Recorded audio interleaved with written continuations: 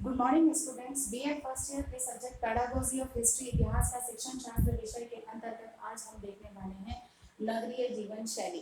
जो विषय वस्तु के अंतर्गत क्योंकि नगरीय जीवन शैली का विकास किस तरह से हुआ, इसे जानना या इसे समझना बालक के लिए अनिवार्य है, जिससे कि इतिहास के अंदर आज भी जो इतिहास की पुस्तकें हैं उसके अंतर्गत स्थान दिया गया है कि ग्रामीण जीवन क्या था और नगरीय जीवन का विकास किस तरह से हुआ।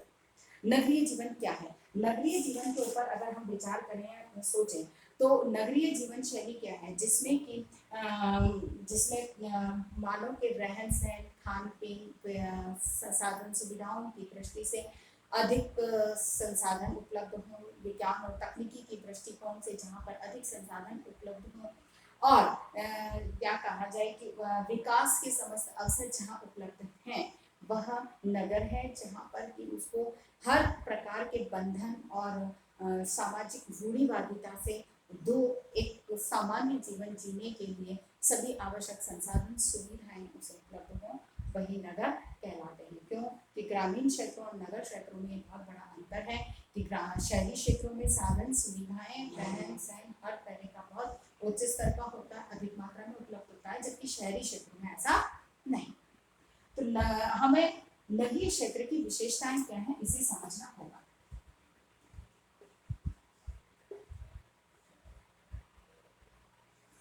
नगरीय जीवन शैली की विशेषताएं, ठीक है ना। नगरीय जीवन शैली की विशेषताओं की जहां तक हम बात करते हैं तो यहाँ पर सबसे पहली जो विशेषता है वह है समस्याएं। क्योंकि जितनी ज्यादा विशाल होगा, जितने साधन अधिक मात्रा में उपलब्ध होंगे, जितनी जनसंख्या अधिक होगी, जितनी सामाजिक भिन्नताएं अधिक होंगी, जितने की साधन जो हैं वो उनमें विविधता पाई जाएगी, ऐसे में निश्चित है कि वहां पर समस्याएं अधिक पाई जाएंगी। ग्रामीण क्षेत्रों में सरल साधारण जीवन शैली होता है, इसीलिए वहां पर जीवन का जो स्तर या समस्याएं हैं वो कम मात्रा में पाई जाती है, जबकि यहाँ पर अधिक मात्रा में पाई जाती है। दूसरी चीज जो है वो यहाँ पर है संबंध। संबंधों की अगर हम चर्चा करें, संबंध जो है वो ग्रामीण क्षेत्रों में बड़े मधुर और मीठे हुआ करते हैं, लेकिन शहरी क्षेत्रों में जो संबंध है वे केवल आवश्यकताओं और स्वार्थ पर निर्भर होते हैं। जिससे आवश्यकता है, जिससे हमारा आज कार्य है, हम उससे संबंध रखते हैं, कार्य की पूर्णता हो गई तो उसके बाद हमारा उससे कोई संबंध नहीं होता। ये स्थिति शहरी क्षेत्रों में अधिक पाई जाती है। अब सबसे महत्वपूर्ण बात है विकास। विकास की जहां तक बात आती है, बाद में करेंगे। विकास की जहां तक बात आती है तो विकास का जो क्रम है वो शहरी क्षेत्रों में अधिक पाया जाता है। अब विकास में कहा जाए तो जीवन शैली, जीवन स्तर उच्च हो चुका होता है, फिर बाद में पारिवारिक कार्यों में या क्रियाकलापों में सब में विकसित हो चुका होता है, विज्ञान और तकनीकी दृष्टिकोण से विकास हो चुका होता है। तकनीकी विकास इन क्षेत्रों में अधिक मात्रा में पाया जाता है, ठीक है ना। यहाँ पर श्रम विभाजन की दृष्टिकोण से जो है ये जो विकास की जो प्रक्रिया है उसके अंदर हम देखें तो जीवन स्तर विकसित होता है, पारिवारिक व्यवस्थाएं उनमें साधन सुविधाएं उनके कार्यकलाप को तकनीकी पर निर्भर करते हैं, तो तकनीकी दृष्टिकोण से शहरों का बहुत अधिक विकास हो चुका होता है। इसीलिए जो है शहरों की तरफ लोगों की जो पलायन है या जनसंख्या बढ़ती चली जाए। अगली बात है भिन्नता। भिन्नता की दृष्टिकोण से देखें तो यहाँ का जो है वो सांस्कृतिक भिन्नता यहाँ पर पाई जाती है। सांस्कृतिक भिन्नता, सामाजिक भिन्नता, ठीक है ना, आर्थिक भिन्नता, फिर बाद में है प्रतिस्पर्धा,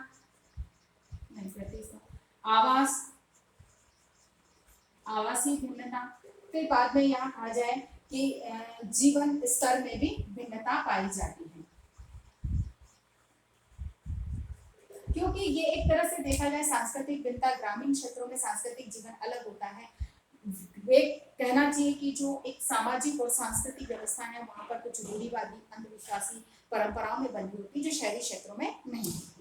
इसलिए शहरी क्षेत्रों के अंतर्गत इनमें सहजता सरलता होती है, सभी धर्म संस्कृति के लोग रहते हैं, जिसमें कि एक सांस्कृतिक दामनी की जगह एकता के भाव दिखाई देते हैं, एकता प्रदर्शित होती है। इसीलिए शहरी क्षेत्रों की तरफ लोगों का पलायन होता जाता, शहरों का विकास। फिर बाद में आर्थिक भिन्नता, क्योंकि ग्रामीण क्षेत्रों में केवल परंपरागत आर्थिक संसाधन उपलब्ध होते हैं। व्यावसायिक भिन्नता भी यहाँ पर कह सकते हैं हम, क्योंकि आर्थिक स्तर पर संसाधन ग्रामीण क्षेत्रों में कम होते हैं, इससे आर्थिक स्तर नहीं होता। व्यावसायिक दृष्टिकोण से देखा जाए तो व्यावसायिक भिन्नताएं शहरों में अधिक पाई जाती, भिन्न भिन्न व्यवसाय पाए जाते हैं। ग्रामीण क्षेत्रों में केवल परंपरागत व्यवसाय होते हैं, जबकि शहरी क्षेत्रों में परंपरागत के अतिरिक्त और भी कई व्यावसायिक कहना चाहिए कि उपलब्ध होते हैं, अवसर उपलब्ध होते हैं, जो कि बालक के व्यक्ति की आर्थिक आवश्यकताओं को सुगमतापूर्वक पूर्ण करते हैं। इसीलिए शहरी क्षेत्रों का विकास दिन प्रतिदिन होता रहता है, होता चला गया। क्योंकि अब वर्तमान की ही बात ना करें, प्राचीन काल से भी देखा जाए तो तकनीकी हर काल में नई आई है, नई जो तकनीकी आई उससे और अधिक विकास हुआ। जनसंख्या, क्योंकि साधन सुविधाएं ग्रामीण क्षेत्रों में अधिक, शहरी क्षेत्रों में अधिक पाई जाती थी, जिसकी वजह से उनका विकास अधिक हुआ। फिर शिक्षा का जो स्तर है वो ग्रामीण क्षेत्रों में निम्न है और शहरी क्षेत्रों में बहुत अधिक उपलब्ध होने, शिक्षा के जो अवसर है वो शहरी क्षेत्रों में अधिक पाए जाते हैं, इसीलिए उनका व्यक्ति शहरी क्षेत्रों की तरफ जाना पसंद करता है। फिर बाद में है प्रतिस्पर्धा का भी, जो एक कहा जाए कि प्रतिस्पर्धा के लिए भी जो जिनकी आवश्यकता होती है, जिस तरह के वातावरण की, वह हमें शहरी क्षेत्रों में सुगमतापूर्वक मिल रहा है। अब इनका जो ये विशेषताओं के पीछे कारण क्या है, ये विशेषताएं जो हैं हमने देखा कि शहरी क्षेत्रों की अमुक विशेषताएं कि यहाँ पर विकास अधिक होता है, भिन्नतापूर्ण वातावरण अधिक मात्रा में होता है, समस्याएं होती हैं लेकिन समाधान भी बहुत आसानी से प्राप्त हो जाता है, शैक्षिक अवसर भी यहाँ पर बहुत अधिक उपलब्ध होते हैं। जब शहरी क्षेत्रों की ये व्यवस्था है तो फिर विकास के कारण,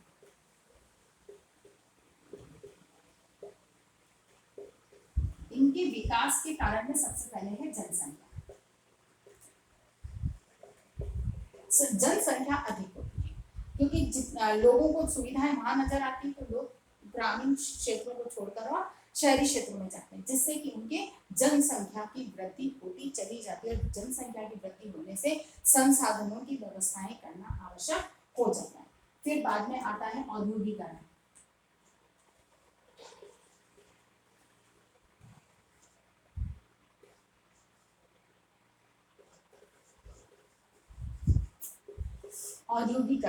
औद्योगिकरण क्योंकि औद्योगिक इकाइयां जो है या तो शहरों में या शहरी क्षेत्रों के आसपास में लगती, क्योंकि वहां से परिवहन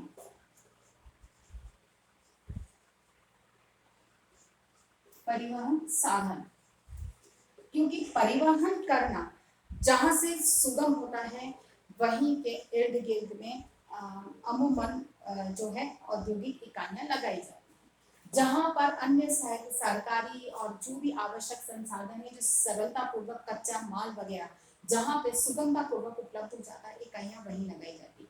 अब जहां औद्योगिक इकाइयां लगाई जाती है वहां पे कार्य करने के लिए मजदूरों की आवश्यकता होती है, जो कि ग्रामीण क्षेत्रों से शहरी, इन औद्योगिक इकाइयों की वजह से शहरी क्षेत्रों में लोगों का पलायन होता है और नगरों का विकास का औद्योगिकरण कारण होता है। दूसरा कारण परिवहन होता है, क्योंकि परिवहन के सभी संसाधन शहरी क्षेत्रों में क्योंकि केंद्र होता है, इसीलिए परिवहन के जो साधन है वहां पर या परिवहन के केंद्र वहां पर सुगमता से उपलब्ध होते हैं, इसीलिए शहरी क्षेत्रों का विकास होता है।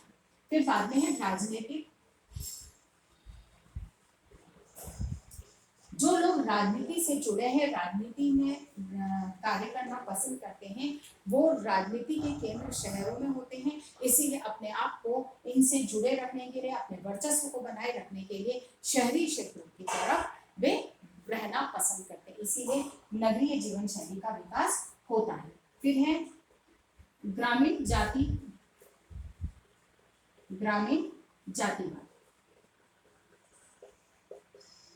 ग्रामीण क्षेत्रों में जो है वो जातिवादी प्रथाएं बहुत अधिक पाई जाती, जात पात ऊंच नीच की भावनाएं बहुत अधिक पाई जाती है, और यही एक कारण है कि लोग इस तनावपूर्ण वातावरण से अपने आप को दूर करने के लिए शहरी क्षेत्रों में, जहां पर की भिन्नतापूर्ण माहौल होता है, जिसमें कोई जात पात ऊंच नीच की कोई भावनाएं नहीं होती हैं, वो वहां पे रहना अधिक पसंद करता है। फिर उच्च जीवन स्तर,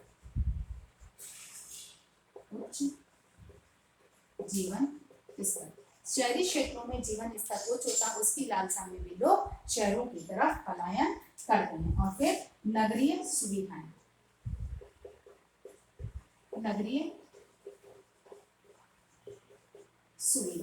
क्योंकि नगरों में सुविधाएं अधिक होती हैं, ग्रामीण क्षेत्रों में सुविधाएं कम होती हैं, जिसकी वजह से एक अभावग्रस्त जीवन जीना पड़ता है, और शहरी क्षेत्रों में इन अभावों का अभाव नहीं रहते हैं, जिसकी वजह से सुगम जीवन शैली प्राप्त होती है। इसीलिए लोगों का शहरों की तरफ पलायन होता है। और वर्तमान के दृष्टिकोण से देखा जाए तो शिक्षा भी एक इसका कारण है कि शिक्षा के जो संसाधन है वो शहरी क्षेत्र में अधिक पाए जाते हैं, और इस वजह से प्रतियोगिता के लिए अवसर भी यहाँ अधिक पाए जाते हैं, इसीलिए शिक्षा के दृष्टिकोण से भी लोगों का शहरों में पलायन अधिक होता है और शहरी जीवन शैली का विकास होता है। इसी आधार पर आपको एक प्रश्न करना है, नगरीय जीवन शैली को स्पष्ट, ठीक है, नगरीय जीवन शैली को स्पष्ट कीजिए। अपनी बात को समाप्त करने से पहले कोविड-19 की इस महामारी के दौरान में अपने आप को सुरक्षित रखें, बहुत अधिक आवश्यकता होने पर घर से निकले, घर से बाहर निकल रहे हैं तो 2-3 बातों का ध्यान रखें, मुंह पर मास्क लगाएं, मास्क सिंगल नहीं डबल मास्क लगाएं, सोशल डिस्टेंसिंग का पालन करें, और अपने हाथों को समय समय पर सैनिटाइज करते रहें। स्वस्थ रहें, सुरक्षित रहें। धन्यवाद।